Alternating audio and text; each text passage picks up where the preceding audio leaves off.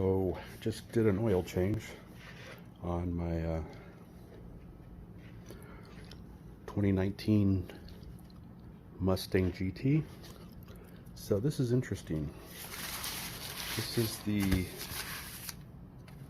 Mobil 1 extended performance oil filter, and the number is here, M1212A. So if you look at this, the one I just took off, again, it's Mobil 1's M1212A.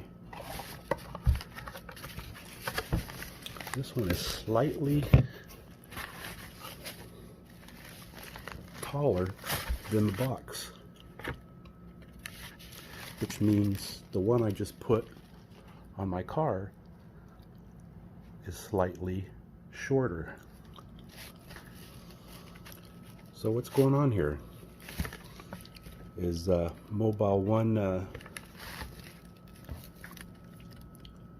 saving money on metal and shortening the oil filters?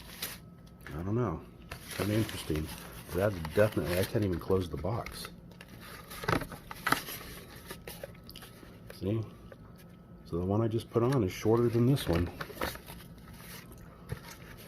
I guess if you shave off a little here and there, it saves money in the long run. But interesting.